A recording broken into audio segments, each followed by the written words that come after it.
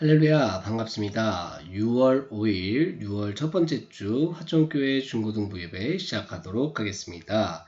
다 같이 사도신경으로 예배 시작하도록 하겠습니다. 전능하사 천지를 만드신 하나님 아버지를 내가 믿사오며 그 외아들 우리 주 예수 그리스도를 믿사오니 이는 성령으로 잉태하사 동정녀 마리아에게 나시고 본디오 빌라도에게 고난을 받으사 십자가에 못 박혀 죽으시고 장사한 지 사흘 만에 죽은 자 가운데서 다시 살아나시며 하늘에 오르사 전능하신 하나님 우편에 앉아 계시다가 저리로서 산자와 죽은 자를 심판하러 오시리라. 성령을 믿사오며 거룩한 공예와 성도가 서로 교통하는 것과 죄를 사하여 주시는 것과 몸이 다시 사는 것과 영원히 사는 것을 믿사옵나이다. 아멘. 이 시간 제가 기도하고 함께 말씀 나누겠습니다. 사랑과 은혜가 풍성하신 하나님 아버지 참으로 감사드립니다. 주일을 맞이하여서 각자의 자리에서 기도하며 예배하는 친구들 하나님 기억하여 주시옵소서. 우리의 알고 지은 죄 모르고 지은 죄 모두 아시는 주님께서 우리의 모든 죄 용서하여 주시고 우리가 온전히 회개하며 하나님 앞에 바로 설 수 있는 저희에게 허락하여 주시옵소서. 우리가 함께 말씀을 나누며 주님 앞에 예배를 드립니다. 주님 홀로 영광 받아주시고 우리가 말씀을 들을 때 한 귀로 듣고 흘리는 것이 아니라 그 마음을 온전히 심기어서 그것이 뿌리 내리고 꽃이 피고 열매가 맺혀 하나님의 나라를 온전히 이루어갈 수 있는 다음 세대 될 수 있도록 주님 인도하여 주시옵소서. 지금은 시작하는 시간입니다. 마치는 시간까지 주님 항상 함께하여 주시옵소서. 모든 말씀 감사드리며 살아계신 예수 그리스도 이름으로 기도드렸습니다. 아멘. 할렐루야, 반갑습니다. 오늘은 하나님의 섭리라는 제목으로요. 히브리서 1장 3절의 말씀 함께 나누고요. 또한 벨기에 신앙고백서 13조에 대한 내용 함께 나누도록 하겠습니다. 히브리서 1장 3절입니다. 함께 읽을게요. 시작. 이는 하나님의 영광의 광채시요 그 본체의 형상이시라.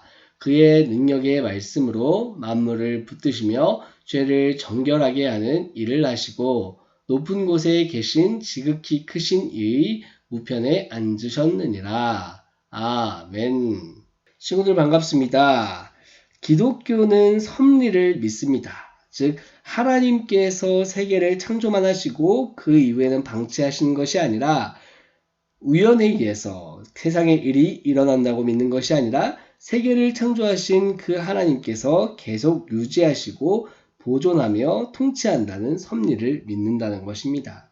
섭리란 하나님의 전능하고 언제 어디나 미치는 능력으로 하나님께서 창조하신 것들에 대해 여전히 보존하시고 다스리시는 일입니다. 하나님께서 자신이 창조하신 것에 대해서 여전히 그 주권을 행사하시는 것이라는 겁니다. 하나님께서 당신의 지혜를 따라 창조하신 세계를 질서 있게 다스리시는 일인 것입니다. 우연이나 행운에 맡기는 것이 아니라 하나님의 법칙에 따라 움직이게 하시는 일입니다. 그래서 섭리를 때로는 창조의 연속 또는 계속적 창조라고도 부른다는 것입니다. 그래서 벨기에 신앙고백서 제13조의 제일 첫 문장은 다음과 같이 믿는다고 고백합니다. 우리는 이 선하신 하나님께서 만물을 창조하신 이후에 만물을 유기하시거나 운명 혹은 우연에 맡기지 않으시고 당신의 거룩한 뜻에 따라 다스리시고 통치하심으로 이 세상에는 그분의 지시 없이 아무것도 일어날 수 없음을 믿습니다. 네. 이 고백에 나타난 것처럼 이 세상의 일들은 절대로 우연이나 운명에 따라 일어나지 않습니다. 하나님의 섭리에 따라 일어나지요. 우연이나 운명에 따라 일어난다고 생각하는 이신론이나 하나님은 창조만 하실 뿐 그 이후에 어떤 일에도 관여하지 않으신다는 생각은 잘못된 것이라는 겁니다. 그렇다면 왜 사람들은 섭리를 믿지 못할까요? 성경에 하나님을 믿는다고 하는 사람들에게서조차도 이런 생각을 가지고 있는 이유는 무엇 때문일까요? 하나님께서 모든 것을 창조하신 제7일에 안식하셨다는 사실에 대한 오해 때문입니다. 하나님이 자신이 하던 일을 완성하시고 안식하셨다고 하니까 이제 더 이상 하나님은 일하지 않으신다고 생각하는 것입니다. 그냥 자연의 질서에 따라서 알아서 움직인다고 생각하는 것이죠. 그러나 예수님께서는 이러한 오해의 잘못을 가르쳐 주십니다. 벨기에 신앙고백서 제13조의 근거 구절 첫 번째에 있는 요한복음 5장 17절에 보시면요. 안식일에 사람을 고친 일을 하신 예수님을 향하여 비난하는 유대인들에게 말씀하시기를 내 아버지께서 이제까지 일하시니 나도 일한다 라고 말씀하셨습니다. 예수님께서는 창조 후에 모든 것이 완벽하게 지어졌으므로 아버지 하나님께서는 완전히 쉬시고 계신다고 말씀하지 않으셨습니다. 그와 정반대로 세상을 창조하신 창조주 하나님께서는 그때뿐 아니라 지금도 일하고 계신다고 말씀하십니다. 이것은 하나님께서 창조하시고 그 창조 세계를 그냥 내버려 둔 채로 계신다고 생각하는 오류를 고치고 있는 부분이라는 것입니다. 이처럼 하나님은 섭리의 하나님이십니다. 이러한 하나님의 섭리에는 크게 세 가지 요소가 있습니다. 첫째, 보존과 유지. 둘째, 통치. 셋째, 협력입니다. 첫 번째, 보존과 유지입니다. 보존이란 하나님께서 피조물을 자연 법칙에 따라 알아서 움직이도록 내버려 두시는 것이 아니라 적극적으로 계속적으로 붙드시고 계시는 방식인 겁니다. 창조의 하나님께서는 그분의 영원하신 경륜과 섭리로 그것을 붙드시고 다스리고 계신다는 것입니다. 둘째, 통치입니다.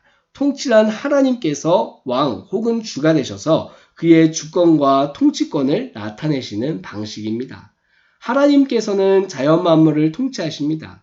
이 세상의 가장 하찮은 일들, 우연으로 보이는 일들, 사람들의 모든 행실들은 모두 다 하나님의 다스림 아래에 있습니다.